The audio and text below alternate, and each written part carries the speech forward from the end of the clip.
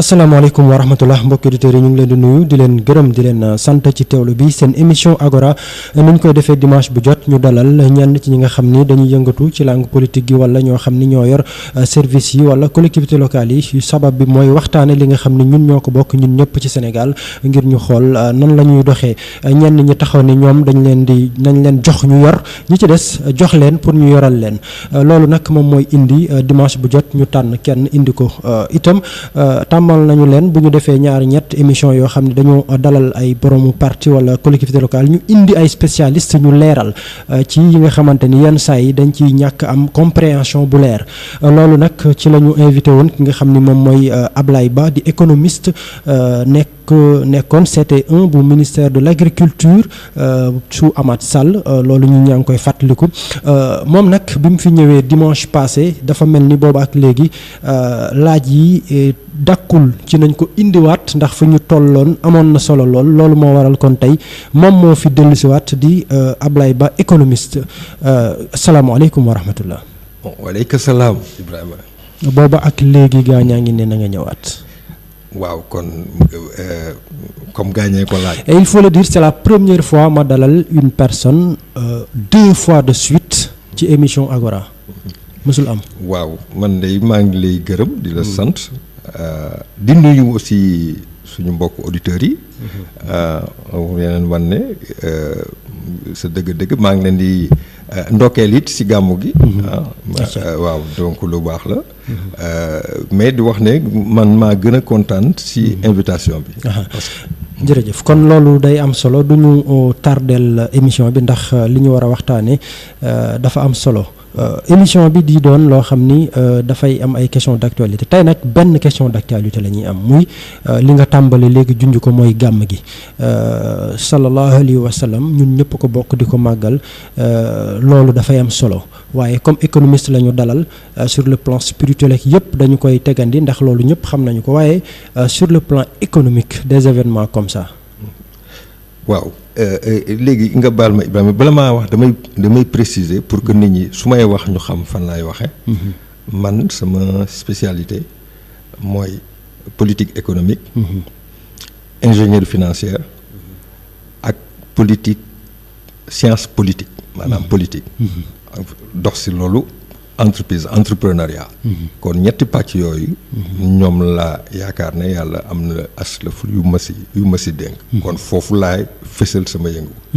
ñaareel ba nekkoon naa CT1 ministre de l'agriculture bu Amath Sall. yàlla ko yàlla yërëm dem si yàlla. nekkoon naa aussi CT1 ministre du commerce. sous Ablaye Wade la. bu Amadou Niang bu si nekk ñetti at ak as tuuti. waaw depuis boobu nag. dama replier wu continuer samay activité d'expert consultant. waaw moo tax ma nekk Thiès fi ayca waaw donc léegi kon question bi nga ma laaj dinaa sawar si tontu si. ndaxte soo xoolee soo ko analyser xew diine la. gaa mais dafa nekk xew boo xam ne événement la. te ñëpp xam nañ ne événement fu mu amee war na am politique événementielle. am na politique économique événementielle su événement amee.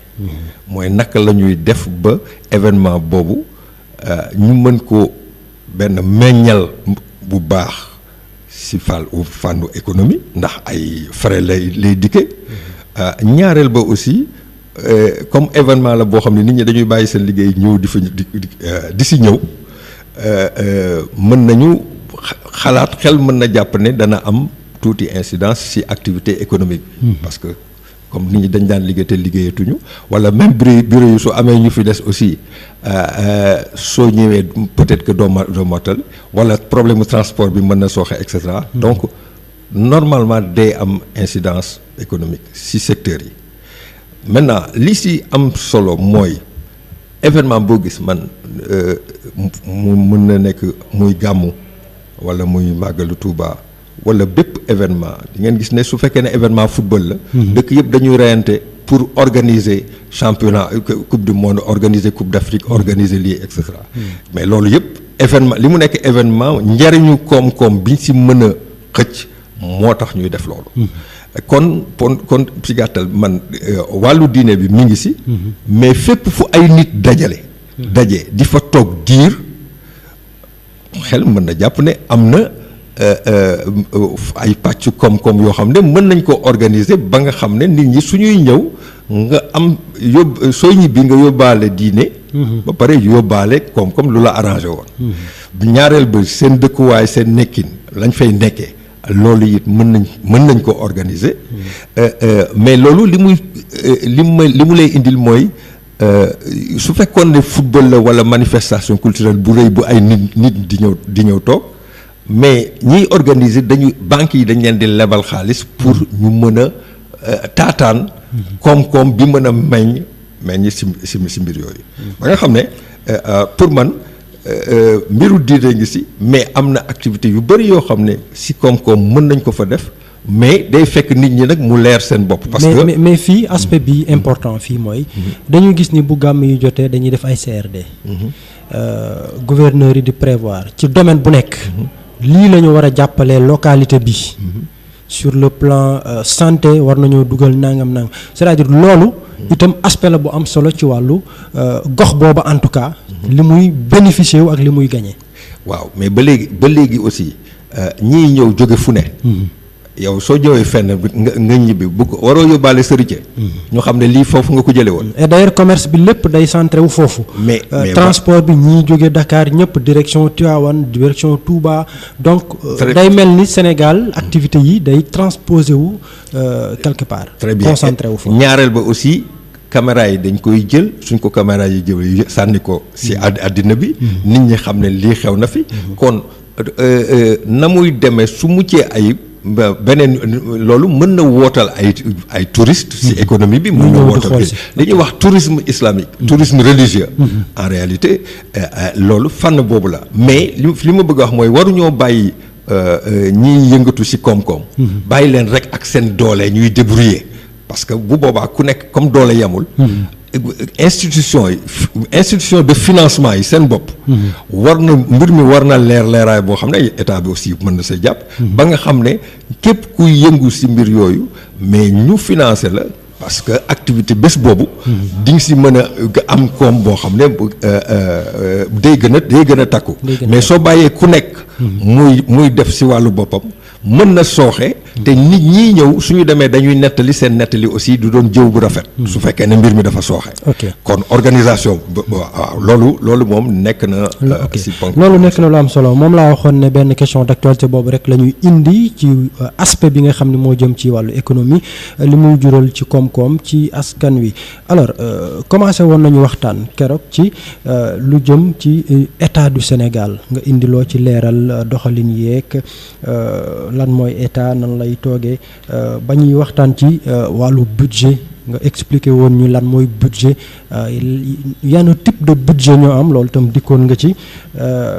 noonu sax la ñu daanele woon nga ñuy wax façon budget yi nga xam ni ñoo am diggante bi nga demee ak léegi am beneen terme bu ñëw taqaloo ak budget maanaam tension budgétaire alors est-ce que mën nga leeral concept yooyu lan la.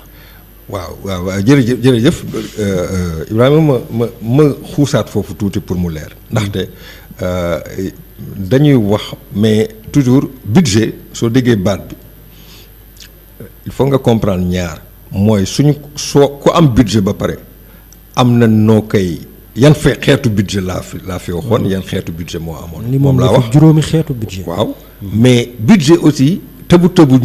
fàttali ko ci tënk fàttali ko ban ak ban. waaw juróomi xeeti budget yi mooy lan mooy benn. budget des produits. maanaam su ma jaayee lan mooy dugal lan laay dugal ci xaalis ci sama activité. bon ma fàttaliku ne budget képp ku am organisation muy entreprise la. walla muy mairie walla muy rajo walla muy état. mën nga def budget du dara lu dul.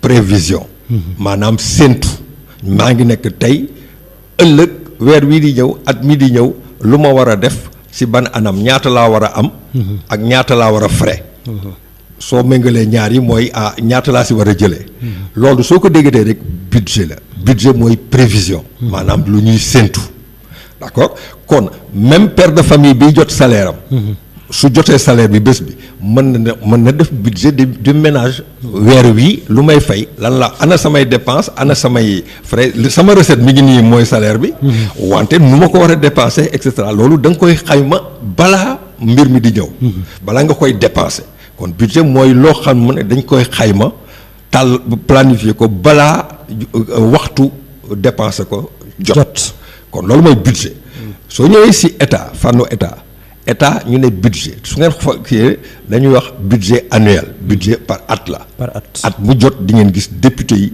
voté budget. kon budget du lenn lu dul prévision si benn at. ci at mii si at mii di ñëw la ñuy dépensé. gis nga mois de décembre bii ñu dugg. mois de décembre bii si la député yi war a voté budget année 2019 bii di ñëw. waaw ñoo ngi koy préparé sax. ñu ngi koy instant bi ñu ngi ci commission yeeg yooyu. waaw ñu ngi koy préparé. pour mën ko voter mooy maanaam loolu moom lu muy tekki mooy dañuy jéem a séntu waaw 2019 bii di ñëw. si recette maanaam si liy dugg comme buy dugg. mais liy dugg fu muy jógee entre parenthèses. liy dugg benn dina am na lu jóge si douane. douane mooy maanaam port marchandise yi nar a dugg si année bi. bateau bu dugg dañ lay teg douane marchandise buy dugg si réew da ngay teg douane dañ lay teg douane. kon douane recette douane bokk na si rubrique budget. ak taxes yi. waaw maintenant taxe soo déggee taxe dañ wax taxe douanière mais à part service douane am na service su impôt. service su impôt aussi dana teg ay taxe di teg ay impôt. bon taxe mooy lu ñu par exemple sooy xool taxe bu ñu naan TVA. taxe sur la valeur ajoutée. mooy taxe la sur la consommation. kooku dañuy taxer marchandise bu dugg ba pare ci biir réew mi boo xam ne consommateurs yi dañ koy jëfandikoo. kon taxe ci consommation bi ngeen ma fàttali leen taxe sur la consommation ku koy fay consommateur bi moo koy fay. entreprise bi du ko fay entreprise bi da koy jàllale. mais consommateur bi moo koy fay. maanaam ñun askan wi. waaw voilà entreprise bi da koy dugal ci prix bi. yow soo fayee entreprise bi moo koy war a jàllale état bi. donc mais consommateur bi moo koy fay. am na it impôt sur les sociétés entreprise buy yëngatu war ngaa fay impôt. impôt bi mooy maanaam soo toogee di at nga ne def nga bénéfice sa bénéfice dañ la wax loo si war a fay. am na taxe bu impôt bu ñu lay teg. kooku aussi bokk na si am bi état bi di séentu. am na yeneen xeetu taxe. am na impôt direct li ëpp ci li état bi di am ci koppar. exactement. bu weesoo taxe yi nga wax nii. fan la ko état bi yaakaar. li ëpp mi ngi ko yaakaar si taxe sur la consommation. taxe sur la consommation mooy produit yi nga xam ne ñooy circuler nit ñi di ko jëfandikoo di ko consommer foofu il faut ñu jàpp tuuti xam tuuti kooku dëkk yëpp la. TVA soo ko déggee wala taxe sur la consommation ma jox benn misaal essence bi ngay jënd. voilà essence bi ngay jënd si pompe bi. mais essence bi mën nga ne 65% wala à 66% njëg gi ay taxe la. ay taxe la. waaw maanaam dañ koo teg askan bi ñu koy. maanaam bu waree jar 300 ñu jaayee la ko 800. exactement téeméer bi mën nga jëm ci état ba. voilà maintenant loolu il faut nga comprendre aussi am na politique bu ko sous-tendre benn bon. bu boobaa su fekkee ne taxes yi diis na oto yi dañu wàññeeku peut-être que pollution bi dana wàññeeku. entre parenthèse France dañoo am problème instant bi nii ci yokk ki yeeg yooyu ba démb sax dañoo doxu ñaxtu est-ce que du loolu moo dal Sénégal ñu koy nëpp. non Sénégal il faut nga xam parce que loolu soo duggee foofu rek. yaa ngi dugg ci njëgu pétrole bi. njëgu pétrole bi bitim réew lañ koy. fixé te ni ñuy fixé njëgu pétrole bi yenn saa yi pétrole bi dana daanu pétrole barigo pétrole daanu woon na fi ba jar $28 barigo bu nekk $28 jékki-jékki yéegaat ba $140 kon barigo bi day yéeg di wàcc maintenant foofu nag benn ponk la parce que yaa ma ubbil palanteer boobu mais il faut nga xam ne pétrole bi ñi koy gérer ci àddina bi quelques entreprises lañu te instrument politique gu économique gu États-Unis ak pays yu mag yi la. ñi ko téye ma jox la ci benn firnde gis nga 1989 gis nañu ci la ñu URSS Russie équipe bu kii. Union soviétique. ci la daanu 1987 ba mur de Berlin bi daanu empire ba tas mais soo analyser la ko daaneel mi ngi jóge ci pétrole bi la ñoom Reagan américains yi ak Arabie Saoudite mi nga xam ne moo ci produire lu bari dañoo déggoo pour produire lambal pétrole bi produire lu bari soo produire lu bari njëg gi day daanu lu lamb prix bi wàcc alors URSS bi nga xam ne moom da doon sukkandiku ci la muy gagné ci dollar ci pétrole pour mën a téye empire yeneen dëkk yi nga xam ne moo leen boot jotatul dollar yu doy pour mën a dëkkandu politique gu union bi mu doon mëne ba nga xam ne bor yi nekkati na jonn te bor yi en dollar la moom amul lu doy comme amul lu doy mu commencé am ay famine ci dëkk yi mënatuñoo importer mënatuñoo fay seen bor fay di commencé am ci biir entreprise yi ci biir banque yi. jafe-jafe yi taxaw. alors URSS tas. loolu c'est important boo gisee ma junj ko Sénégal li ëpp ci li muy am. maanaam doxilinu état bi da nga koo junj léegi ne booy xool 66% yi ci produit yi ci yooyu lay jóge donc ñun li ëpp ci li ñuy am ci li suñu état war a doxe foofu la jóge taxe indirecte li ma la bëgg wax mooy taxe indirecte mooy comme TVA wala taxe sur alcool wala taxe sur les produits pétroliers mooy taxe ci marchandise bii circuler moom moo ëpp liy dugg ci keesu état waaw parce que à part taxe boobu xam nga ne am na taxe sur bénéfice bénéfice su entreprise bi kooku la muy dugal bariwul waaw kon nga jàpp ne impôt indirect mooy taxe TVA ak taxe sur produit pétrolier taxe ci marchandise bi nga xam ne consommateur bi moo koy fay moom moo ëpp ci liy dugg ci recette impôt. ok concrètement noo ñuy expliquer tension budgétaire lu indi jafe-jafe boobu ak coow li tension budgétaire bon juste nga may ma parce que laaj nga ma ko tontooguma si mooy ba ma nee juróomi pàcc budget moo am mooy dama ne budget wu recette liy dugg li amu état bi ñu ngi nekk dafa mooy ñaata moo war a dugg janvier février mars premier trimestre deuxième trimestre lan moo war a dugg ñu xool douane port ñaata bateau ñoo war a ñëw ñaata marchandise moo ñu xool dañ koy natt nag si li amoon daaw ak déwén ak si li nana am séntu yooyu ngay def prévision yooyu ngay def moo lay war nekkoon war naa dugal nangam d'accord si recette maintenant loolu ma dugal am naa aussi sañ-sañu leb mais balaa boobu mën naa ne damay dépenser nag léegi li may dugal dama koy dépenser dama koy def mooy dépense ministère yi di nga dégg budget ministère de l'agriculture budget ministère santé budget ministère moom la ñuy voter parce que su ñuy voter budget bi ministère bu nekk da ngay def sa budget mooy maanaam li nga bëgg ñu jagleel la ko ci xaalis bi ñu yaakaar a jot at bii di ñëw pour nga mën a fonctionner yow nga ñëw présenter sa budget assemblée nationale voté ko wala bañ ko. léegi nag ñuy xaar xaalis bi mu dugg. waaw ñuy xaar xaalis bi mu dugg mais ngeen xam ne aussi foog ngeen mu leer ne jënd jaan si pax la parce que foofu dafa am lu si yàq mooy man su ma demee ñu voteel ma budget. entre parenthèses ministère de l'économie des finances ma nga sa njëlbeen sooy voté budget bi moom mooy baat bu mujj bi moom moo koy teg si sa budget. mais suñu la voteelee ba pare yow. foog nga da ngay xam nga ne da ngay gaawantu pour dépenser sa budget ndax am na diir boo xam ne su fa jotee budget yooyu yëpp dañuy annuler ne lu waay dépensé wul woon nañ ko naal ba déwén na ko prévoir si budget ba di ñëw mais yow da ngay yaakaar yaa ngi compter si ne lii loo am la sa droit la parce que budget bu ñu la voté la mais état bi la war a jox xaalis moom jotagul xaalis bi ñu ngi koy jot au jour le jour mois bu nekk am na luy dugg si loolu di dugg nag la ñuy jéem a jox ma Samba jox ma Demba et cetera waaw la ñuy séddale mbiri nit ñi dig tey bañ lay dig dañ lay dig pour année kon weer mën na jot la ñu jot a dugal mënul fay du doy ñi nga xam ne ñoo dugal ne ma ne lii mooy sama budget lii sama dépense def naa lii fay bon d'engagement bi dugg na damaa bëgg ñu fay sama. kon loolu moo ñu dal. gis nga loolu. loolu nag moo ñu dal loolu di continuer su ñu ñëwee ba booru fin d'année. xam nga kon li ëppoon si budget bi war naa dugg.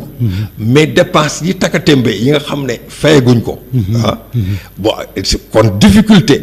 comme xaalis bi ñuy dugal fin d'année matewu ko am na raison yu tax matewu ko parce que benn prévision la ñaareel ba aussi peut-être na nga doon dugale génn ak dépense bi bon tax na ba matewu ko bon loolu la ñuy wax tension budgétaire mooy am na ñu ne këtt ne jot na dépense yoo war a fay état. te la nga dugal ci kees gi pour fay ko. matewu ko kooku loolu la ñuy wax tension budgétaire. beneen volet bi mooy. leb bi ñuy leb xaalis pour dugal parce que waxoon nga ne budget am na itam.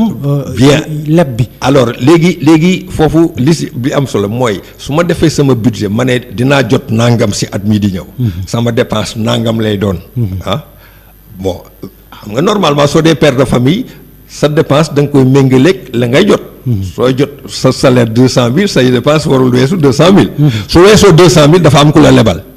su weesoo 200,000 dafa am ku la lebal état nag moo nekk koo xam ne gis nga su weesoo 200,000 par exemple mu nekk 230,000. te nga am salaire u 200,000.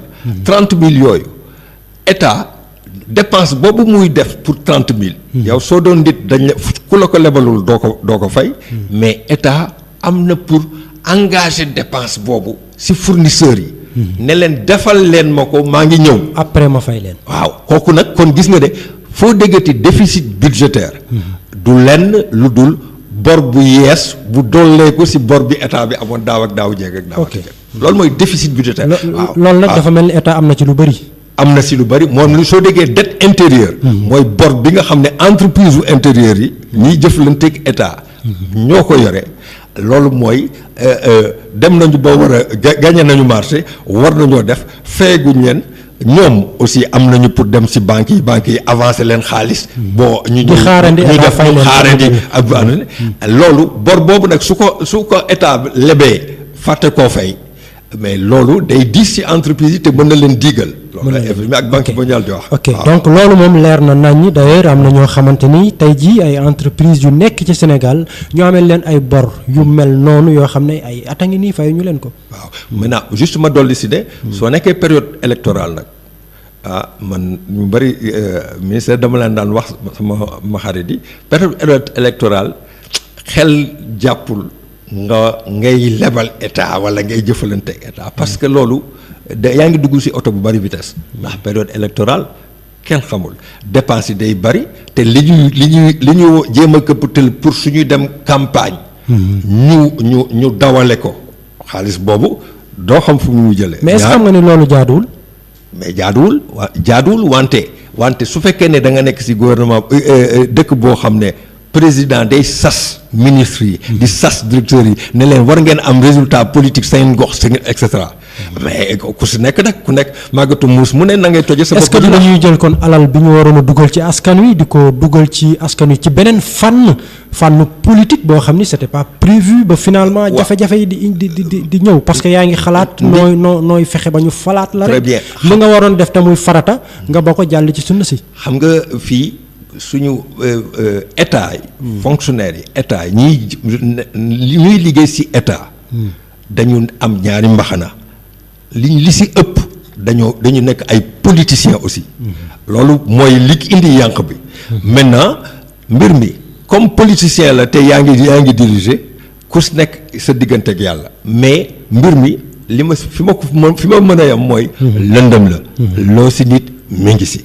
ku bëgg a neexal sa président parce que yaa ngi campagne war nga am 180,000 parrainage 200,000 parrainage te nit ñaa ngi junj yéen journalistes yi xam ngeen ko bon parrainage yi fii dañ koy jaayee nangam et cetera ak yooyu xaalis boobu fu muy jógewul ci salaire bi ñuy fay nit ñi kon feneen fan la jóge lëndëm la loo ci nit mi ngi ci waaw ok foofu laa ko mën a lëndëm la loo ci nit mu ngi ci yaakaar naa ne li nga fi jot a wax ni nit ñi dinañu xam fan la ñuy teg seen tànk ci li ñuy dund ak jafe-jafe yi ñaareelu pàcc bi dina gën a yaatu parce que dañ lay wax nga leeralal ñu lan mooy la politique économique nga xam ni mooy ndeyu lii lépp ñuy wax maanaam ki ñu fal ndax am na gis-gis boo xam ne dina génn réew mi ci wàllu koom-koom teg ko foo xam ne day leer naññ ba bëgg-bëgg yi leer doole ji leer ak yu ni mel donc loolu xam naa ci la ñuy daanelee ndax moom mooy doon li gën a yaatu waaye am na expression yu nit ñi di dégg croissance. waaw jërëjëf Ibrahima croissance moom te mën nga ne baat bu am bayre la. lu tax mu am bayre mooy foo dégg ñu ne croissance te bayre dañ koy wax politicien dañ koy wax société civile dañ koy wax. di nga dégg sax ñu naan il faut ñu am croissance à 2 chiffres. pour mën a créer emploi. suñ ko amul du sotti. am nañu 6,7 FMI nañu déedéet wàññil matul loolu 5,7 waaw li si am ba des. mooy croissance soo koy xool foog ma toj li muy jógee. ñu bari ñu si wax croissance maa ngi en réalité mi ngi jóge sa entreprise. croissance saa yoo ko déggee mooy fañ koy natte sa biir entreprise yi yëngu si réew mi yëpp foofu la ñuy natte croissance. nuñ koy natte. waaw mais bala mooy ne croissance soo ko doon définir dañ la naan moom mooy su ma koy wax si tubaab variation PIB mooy produit intérieur brut mooy variation PIB bi d'une année sur l'autre produit intérieur brut soo ko déggee mooy koom-koom bi réew mi meññal. produit intérieur mooy maanaam ñi nekk si biir intérieur réew mi. ñi ñuy meññal si biir intérieur réew mi am na société yu ñu moom am na société yoo xam ne étranger yi ñoo ko moom. kooku mooy produit intérieur brut. kon koom-koom li nit ñi di meññal si biir réew mi. bokkul ak produit national brut parce que national am nañu ay nationaux yu nekk bitim réew. di meññal foofu di dugal ci dëkk. waaw soo doon calculer produit national brut nationaux yi fi nekk ak nationaux ya nekk bitim réew ngay calculer seen entreprise lu mu meññal. génne si nag ñi nga xam ne ay étranger lañu te ñu ngi suñu biir loolu mooy national. mais su fekkee ne da ngay def produit intérieur brut ñi nekk si frontière limite frontière au Sénégal. si biir. que ñu nekk étranger wala ñu bañ a nekk étranger ñooñu ngay dajale li ñu meññal. yëpp mooy produit intérieur brut. brut parce que wàññeeguñ si dara. produit intérieur brut. ñu ne gis nga produit intérieur brut boobu soo ko xaymaa si réew si benn at. nga xaymawaat ko si beneen at. dana yokk wala mu wàññeeku. su yokkoo am na croissance. croissance mooy yokkute. kon croissance. mooy yokkute meññeefu réew mi ñiy liggéey ci biir réew mi nga jële ko ci biir année teg méngale ko ak beneen année. loolu mooy yokkute croissance bi entre 2018 ak 2019 mën nañ ko calculer. entre 2017 ak 2019 mën nañ ko calculer kon loolu mooy croissance yokkute meññeef. loolu mooy croissance. pays moom mooy croissance su PIB. même tuuti mooy croissance su PIB. mais xam nga loolu économiste yëpp foofu la ñuy yem. loolu lañ lay wax croissance mais soo ma nee waaw PIB meññeefu entreprise. yëpp fa laa doon jëm waaw junj doy na borom xel. eggal boog. buntu bi ubbeeku na. léegi entreprise soo ñëwee si entreprise su ma nee meññeefu entreprise. boobu yaa ngi dugg ci biir entreprise bu nekk. entreprise bu nekk nu ñuy xaymaa meññeefu entreprise la. loolu may benn meññeefu entreprise bi nga xam ne moom la ñuy jël di ko natte PIB meññeef boobu mi ngi tudd valeur ajoutée. valeur ajoutée par l'entreprise maanaam valeur bi nga xam ne soo jëlee benn entreprise. entreprise boobu yokk na ko ci at bi.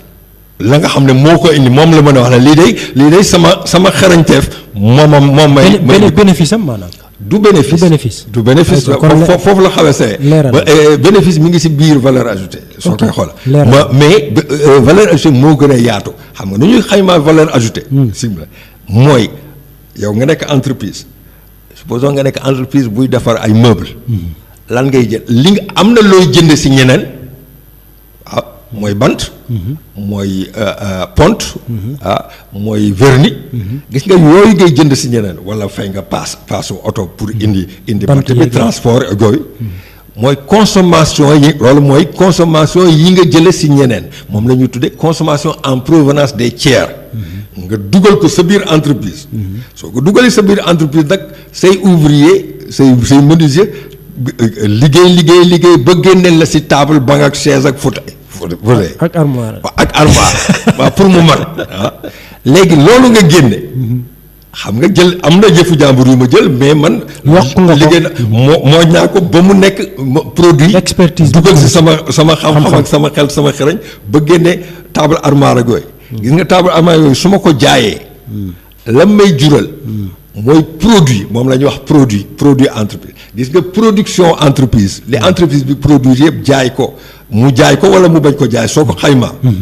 loolu soo si dindee li nga xam ne si ñeneen yi la jóge mooy njëgu bant baag njëgu kii transport baag njëgu vernis baag yooyu. loolu mooy valeur ajoutée. loolu des mooy valeur ajoutée. mooy valeur bi nga xam ne waa entreprise bi maanaam borom entreprise beeg ñi fiy liggéey yooyu mën nañ ne njëg gi de valeur bi de ñun ñoo ko yokk si li ñu fekk si koom-koom bi kon ñëw nañu ay bant la ñu jël fexe ba génn si lu am valeur. def ko lu taaru lool voilà def ko lu taaru ba mu jaral nit ñi. ñu jënde ko si bii prix njëg bu ëpp frais yañ si defoon. kon valeur ajoutée boobu loolu ñu yokk valeur boobu maanaam la ma jaay la ma produire ak la ma jaay yëpp. su ma si dindee li nga xam ne ñeneen nañ ko produire. li des mooy man li ma produire mooy valeur bi ma ajouté. man entreprise. valeur ajoutée boobu nag soo koy xool. xam nga mu wax naa la ne dañ koy xayma si entreprise yëpp. dajale ko ne moom mooy PIB réew mi. ok d'accord. voilà léegi nag nit ñi di wax PIB réew mi ñu xayma ko si at bii ak at bee su yokkoo ñu ne croissance am na. leer na nañ. waaw maintenant lii kii mooy li ñu ko sëf li ñu sëf croissance foofu li nga si mën a génne li nga mën a jëkk a wax mooy comme dëkk bi dafa bari secteur informel. justement lan mooy wàllu secteur informel ci biir produit intérieur brut. waaw li ma la bëgg a xamal foofu mooy secteur informel critique yi ñiy critiquer valeur ajoutée ne kii croissance bi au fond reflété wul dynamique gu économie. mooy lan mooy ñiy calculer. waaw ministère de l'économie des finances. duñ ci boole ñoom mais li ñu gis la ñuy mën a calculer. li ñu gisal lu nekk si suufu taabal yi wala li ñu def si ginnaaw si ginnaaw wàññeek wanag yooyu. mënuñu ko gis li ci ëpp loolu yox kër yi kon secteur informel lu si bëri si li ni réew mi liggéey du feeñ. day échapper à ces gens-là. day entreprise yi ñu formaliser kese yi ñu mën a tracer seen compte rek la ñuy dugal muy benn. ñaareel ba. am na ay domaines yoo xam ne nit ñaa ngi liggéey. mais duñ ko considérer comme activité économique mooy li association yi di def wala bénévole wala sax si biir kër. sa jabar ji nga xam ne demul école yi li muy liggéey si kër gi du liggéey la. suñuy xool liggéeyu du dañuy xool liggéeyu réew mi. ubbi bitigam wala teg taabalam. yenn saa yi nga gis taabal ju yor mais même raxas bool. raxas kaas yi togg añ ñëw teg kooku du liggéey la soo koy xool. bon mais.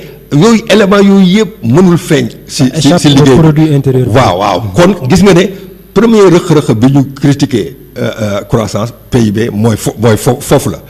maintenant li si am solo mooy dañu ne ñu bëri dañ ne il faut ñu am croissance su 2 chiffres maanaam soo nattee croissance su PIB bi gis nga ne am na su matee 10%. soo ne croissance am na 10% ñu ne kon loolu war nañoo mën a créer emploi. maanaam après ñu ëlbati ko ne il faut nga am croissance 2 chiffres pour mën a créer emploi maanaam def ko taafantaloo ko mu nekk lay. réew mu mënul am croissance 2 chiffres 10% jëm kaw mënoo régler sa problème mu emploi ndax sa croissance dafa tuuti. alors aujourd'hui kon problème emploi bi lii bokk na ci. mais loolu waxin la rek. parce que soo dee économie soo duggee. entreprise ba ma duggee ci entreprise yi war na ne valeur ajoutée. moom la ñu dajale pour mu nekk croissance. soo ñëwee valeur ajoutée nag mën nga koo toj. la ma jaay mu dikkeel ma produit ma dindi ci la sa des waaw li des valeur ajoutée bu des lu ko entreprise bi di doyee da ciy fay salaire. d'accord neel benn bon dana fay charge sociale mooy sécurité sociale ak retraite ak yooyu. dana si fay intérêt bancaire yi su fekkee ne dafa leboon xaalis bi mu liggéeyee. d'accord mu ñett dana si fay lan impôt bu ñuy jox état bi. dañ ko siy fay te dana si teq benn partie ne kii kat pour sama matériel bi su màggetee mu mën a jëndaat beneen pour continuer sama exploitation. loolu mooy lan loolu mooy amortissement. loolu yëpp ñu ngi jóge ci valeur ajoutée la des bénéfice ba nga doon wax bénéfice net bi desoon. mooy bénéfice bi li des mooy bénéfice net bi su ma neexee ne nañ ko séddoo dividende. ma jox ñi kii woon ñi moom entreprise bi ma cëral leen li ci des ma téye ko mu nekk ay réserve ou report à nouveau ku xam comptabilité di nga xam li may wax. kon sooy xool valeur ajoutée dinañ ci borom entreprise bi. dana si jël mooy dividende yi ñu koy jagleel. am na loo xam ne dañ koy bàyyi si entreprise bi dañ téq li nga xam ne moo war a renouveler waat matériel yi mooy amortissement dinañ si teq intérêt lu fay intérêt bancaire yi dinañ si teq itam li nga xam ne mooy fay impôt état bi kon dinañ si teq itam li nga fay xam ne mooy fay salarié yi waaw léegi soo xoolee ñi ñu jagleel yëpp salarié état banque ak entreprise borom entreprise bi ak ñooñu ñooy séddoo valeur ajoutée bi ama créé nañu valeur ajoutée ba pare ñu war ko séddoo ñi koy séddoo nga jël salaire nga ne salaire waaw valeur ajoutée bi war na nekk 2 chiffres pour salaire yu yokku non valeur ajoutée su nekkee 2 chiffres mais entreprise bii séddoo su ko neexee atte ñàkkal salarié jël la ëpp jox ko mooy li nit ñi di wax naan entreprise yi nga xam ne étranger yi ñoo leen moom te ñu am droit rapatrier seen dividende seen bénéfice seen réew dañuy la ëpp si kii bi dañuy atte ñàkkal salarié yi la ëpp ñu rapatrier ñu rawale kon xaalis bi du meññ si suñu koom-koom loolu moo indi jafe-jafe yi ci wàllu dund gi très bien benn ñaareel ba liggéeykat mais ci tënk tey fi ñu toll nii donc suñu structuration boobu li ci ëpp dañu jàpp ni entreprise étrangère yi moom moo nekk ci Sénégal di jël koppar gi di yóbbu. non mais loolu droit la parce que loi bi moo leen may ne moo leen bëgg a wootal leen ba ñu ñëw pour ñu mu mën mën a ñëw ñu ne leen lu ngeen fi gagné su leen neexee ngeen yóbbu. kon ñun ñoo wut loi boo xam ne def ñuy permettre. ñu nekk ci li ñu nekkee nii en réalité léegi ñun suñu autorité lan la ñu war a mën a def pour jële fi lu mel noonu. mais suñu autorité li seen calcul mooy lan. mooy entreprise bu fi ñëw. di créer ay emploi yooyu déjà lu ñu soxal la kon bénéfice bi ngay gagné moom mën na la may nga yóbbu ko mais loolu xam nga kon suñu état moo jël boobu décision te li mu ko jënde mooy emploi yi mu yaakaar ne mooy di nga ko fi def te wax nga léegi ne yenn saa yi employé yi des fois bu valeur ajoutée amee mën nañ leen ci bañ a jox très bien maintenant nu mu waree waaw maintenant emploi yi fa mu doon wax foofu préciser gu ma ko mooy même masse salariale bi mën na yokku salaire yi mën na yokku te fekk ne emploi yi yokkul su ma yokkalee ku nekk 200 000 salaire bi yokku na mais est-ce que jëluma nit ku bees di ko fay ko jëluma salarié bu bees mën naa wàññi emploi yi wàññi emploi yi dàq ñi ba mu des 10 bu nekk ma fay ku nekk 500 000 ma yokkal la masse salariale bi ñuy gis ci biir valeur ajoutée bi masse salariale bi mën na yokku te fekk nit ñi ñu embauché bariwuñu ndax yokkute bi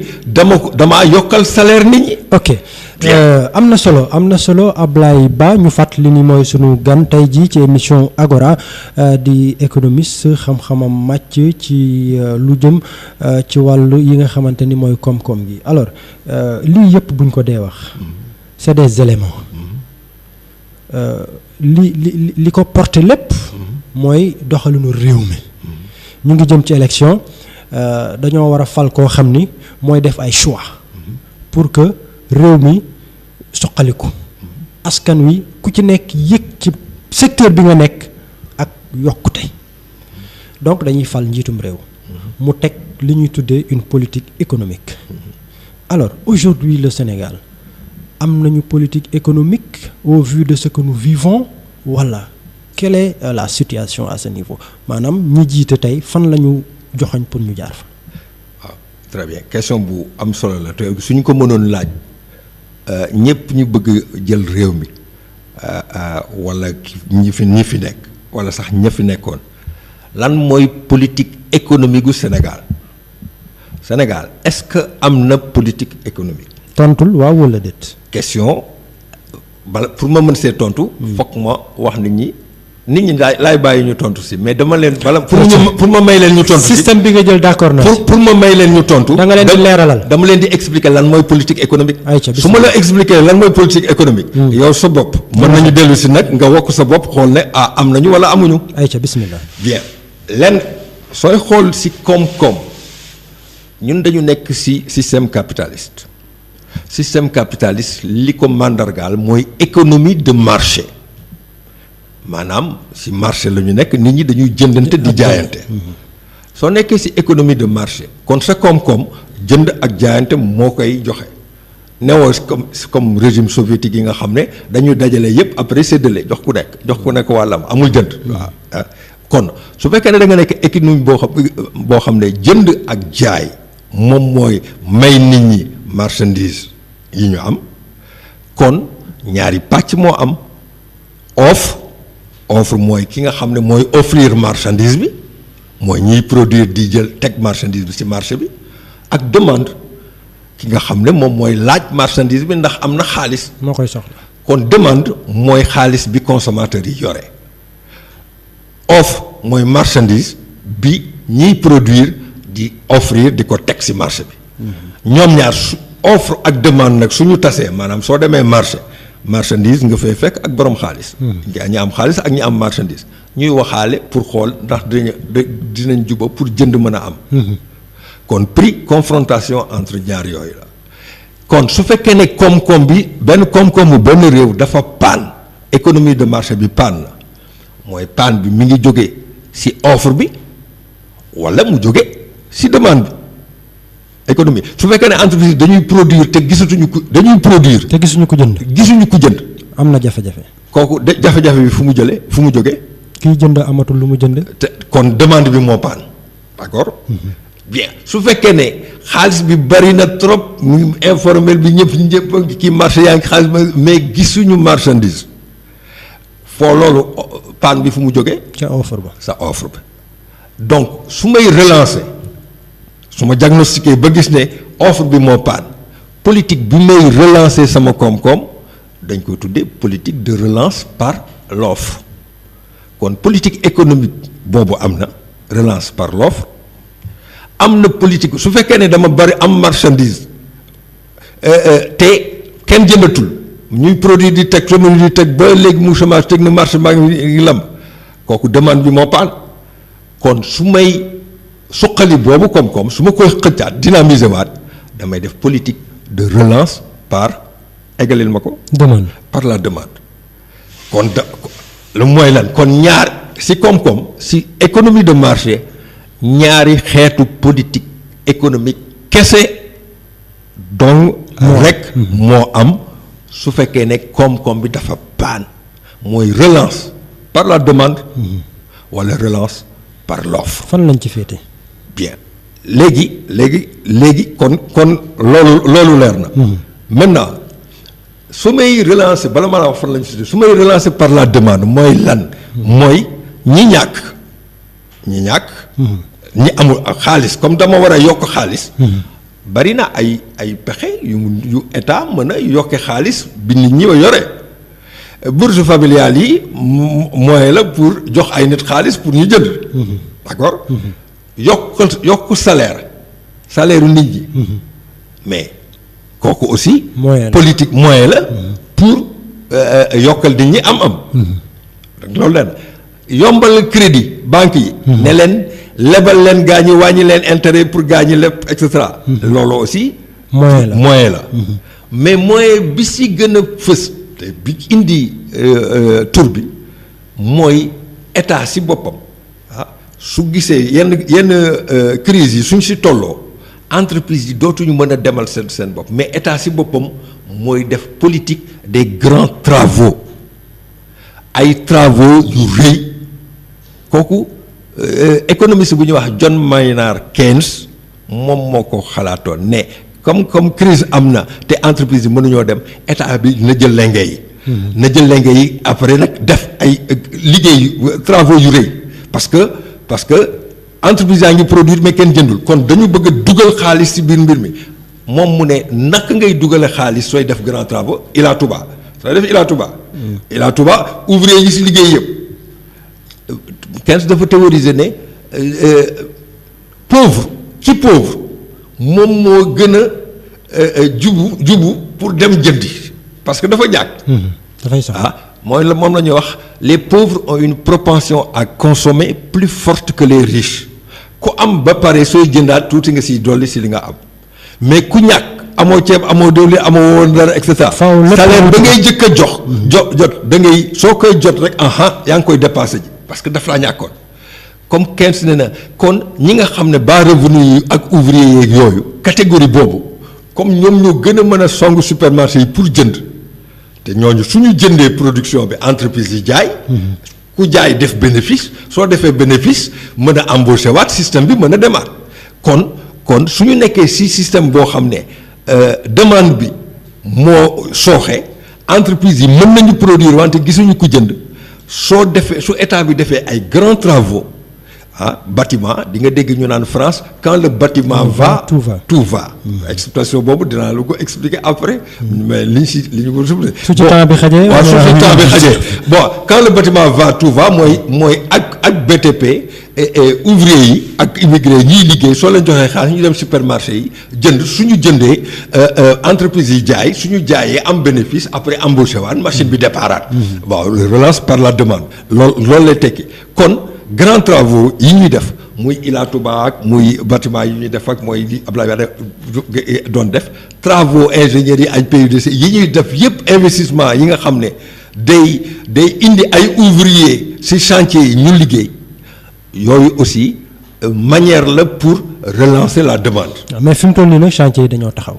mais ma ñëw tuuti kon su ma la doon ci gàttal yow kon li nga gis ci politique gu Sénégal depuis temps Wade pas Wade Ablaye Wade président Wade li mu def ak li Macky Sall def benn la parce que Macky Sall marquage à la culotte day def Ablaye Wade defoon na lii xaaral ma def lii yokk ci lii.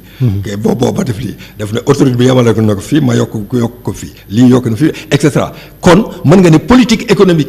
bi Pa Wade doon def moom la Macky Sall di def. amul bourse familiale. nga def fa le plan Sésame mu ñëw def bourse familiale et cetera. social dana def social yokk salaire faciliter crédit ak def grands travaux loolu mooy mandarga politique keynésienne de relance par la demande. loolu la moom la Macky Sall di def su ko waxee moom lay def su ko waxul moom lay def parce que day def Ablaye Wade moom waxoon na ko. Abdoulaye Wade taxaw na fii ne man je suis un néo-keynésien loolu dama gëm ne économie su paanee politique état mooy jël politique de grands travaux pour nit ñi liggéey su nit ñi liggéeyee marchandise bi am emploi am et cetera entreprise yi moom loolu la gëm maintenant man si sama fànnu économie sama étiquette économiste période boobu xanaa la doon naa liggéey si gouvernement Pa Wade man gëmuma loolu pour man politique bu Pa Wade boobu baaxul. bu Pa Wade bi baaxul te tey moom la président. moom la Macky Sall def kon donc baaxul. dooleel yan ñaar ñi baaxul. xam nga lu tax baaxul. parce que wax naa politique relance par la demande laa la wax mais ña créé politique économique. kon politique relance par la demande moom la kiy def beneen bi wax naa la politique de l'offre la wax par l'offre waxaguma ko. am na beneen troisième politique bu leen boole ñoom ñaar bu ñuy wax politique monétaire.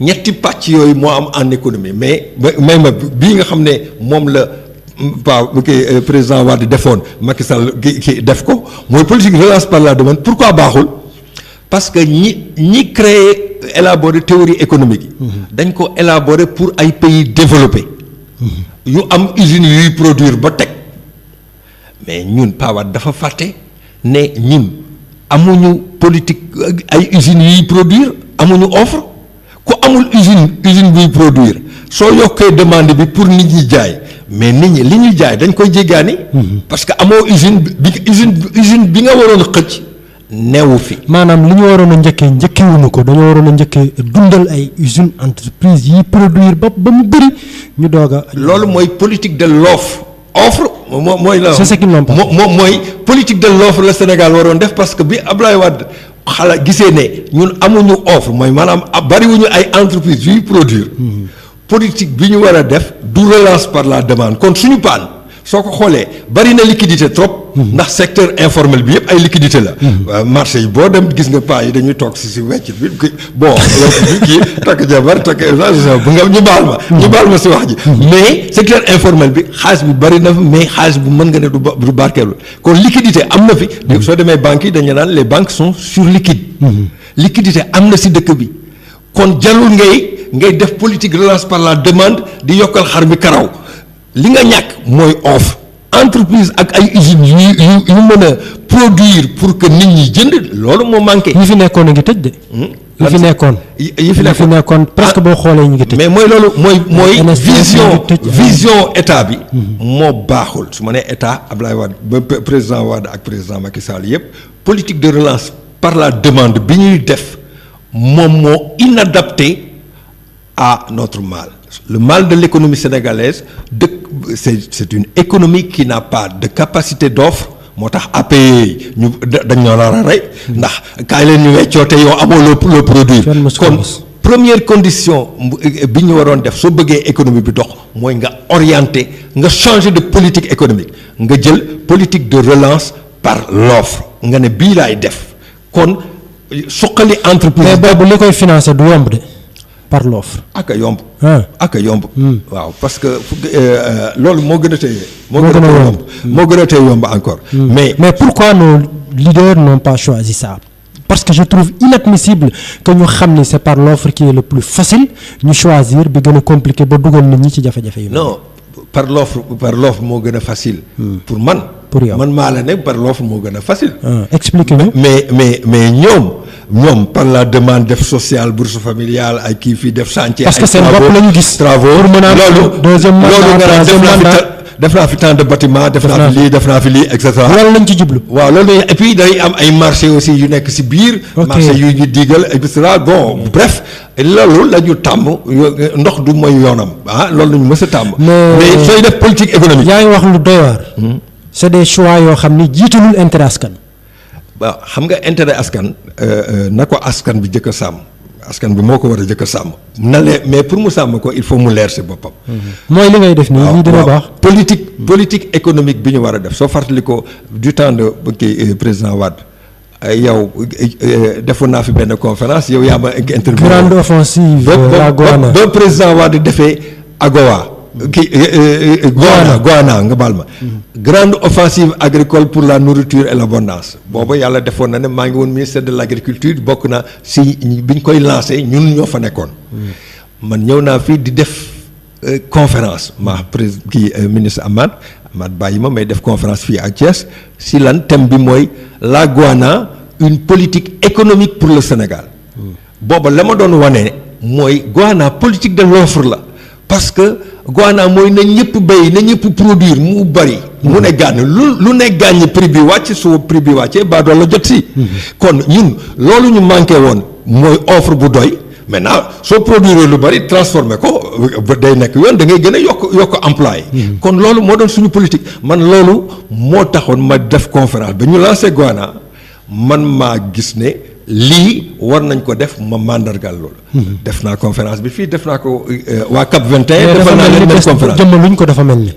jëmmaluñ ko dafa mel ni. waaw mais man fu man toll woon man conseil technique laa woon bon am naa gis-gis def naa conférence contradictoire def naa ko fii def naa ko waa CAP 21 ay. la décision revenait aux autorités. Abdoulaye Wade kii ñoom gis nañu ni li nga gis du noonu.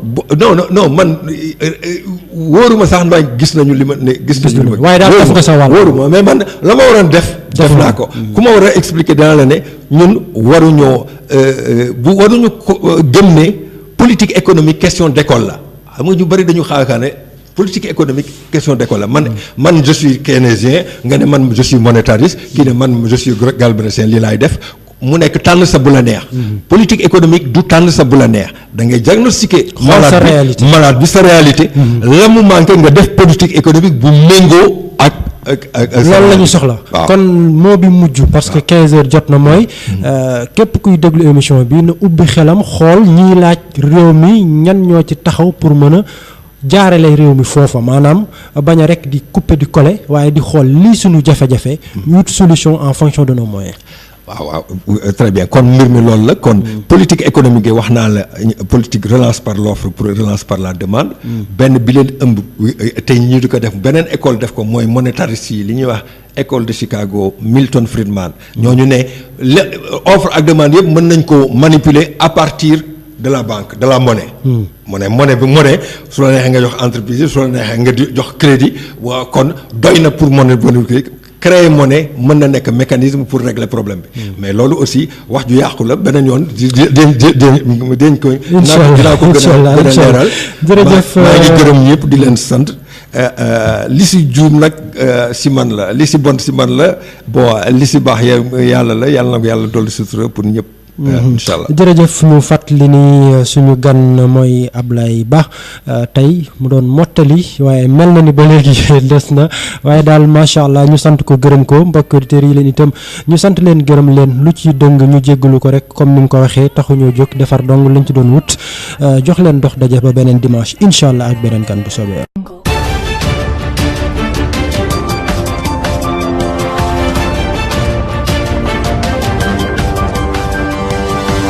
The